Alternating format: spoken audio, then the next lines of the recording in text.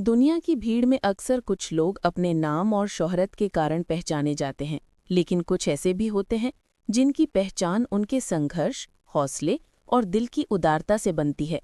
ये कहानी भी एक ऐसे ही आदमी की है, आर्यवर्मन सिंह की, जो बचपन में एक छोटे से कस्बे की मिट्टी में पला बढ़ा, लेकिन बाद में दुनिया के सबसे अमीर और प्रभावशाली लोगों में शामिल हो गया। पर उसकी अमीरी सिर्फ पैसों से नहीं थी, बल्कि उसके दिल में बसे अनुभवों, रिश्तों और अपनेपन से थी।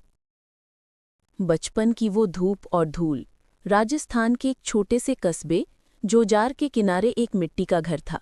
वही घर आर्यवर्मन का बचपन था। उसका पिता एक सरकारी स्कूल में अध्यापक और माँ घर पर सिलाई करती थीं। परिवार अमीर नहीं था, पर ईमानदारी और संस्कारों से भरा था। आर्य बचपन से ही अलग था। जहाँ उसके दोस्त खिलौने मांगते, वो पूछता, पापा, दुनिया इतनी बड़ी कैसे होगी?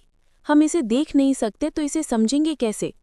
उसकी आंखों में एक तरह की बेचैनी थी, बड़ी दुनिया देखने की, कुछ खोजने की, कुछ करने की।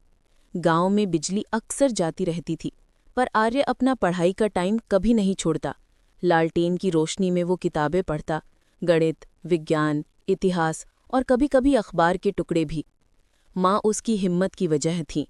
अक्सर कहती, बेटा, सपनों को किसी भी हालत में छोटा मत होने देना, दुनिया बड़ी है और तेरे कदम भी। पहली बड़ी ठोकर। जब आर्य 10वीं में पहुंचा तो उसके पापा बीमार पड़ गए। वे महीनों स्कूल नहीं जा सके और घर की हालत खराब होने लगी। आर्य भी स्कूल के बाद दुकान पर काम करने लगा।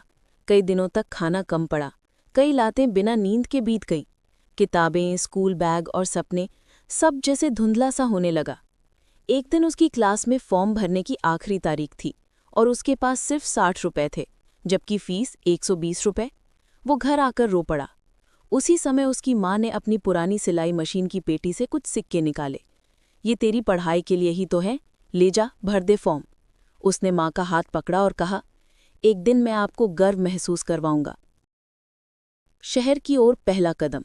12वीं पास करने के बाद उसे जयपुर की एक कॉलेज में प्रवेश मिला। घर की हालत खराब थी, लेकिन पापा ने कहा, बेटा जा, गांव में जो होगा हम संभाल लेंगे। जयपुर में आया तो दुनिया पूरी तरह अलग थी। बड़े बड़े बाजार, तेज रफ्तार जिंदगी और संघर्ष का नया अध्याय। उसने पढ़ाई के साथ कॉल सेंटर में नौकरी कर ली। रात भर काम और दिन में क्लास। कई बार पैरों में सूजन हो जाती, कई बार थकान से आंखें बंद होने लगती, पर उसने हिम्मत नहीं हारी। इसी दौरान उसे तकनीक और कंप्यूटर का जुनून चढ़ा। लैपटॉप उसके पास नहीं था, तो वो रात की शिफ्ट के बाद साइबर कैफे में बैठकर सीखता। कोडिंग, मार्केटिंग, डिजाइनिंग, जो कुछ मिल जाता। पहला स्टार्टअप और पहली नाकामी। कॉलेज के आखिरी साल में उसने अपने 2 दोस्तों के साथ एक छोटा सा स्टार्टअप शुरू किया, ग्रो कैबिन, जिसका उद्देश्य छोटे दुकानदारों को ऑनलाइन लाना था। आइडिया अच्छा था, लेकिन अनुभव नहीं था। निवेश नहीं मिला, कस्टमर नहीं मिले, कोई मार्गदर्शक नहीं था। 6 महीने बाद कंपनी बंद हो गई।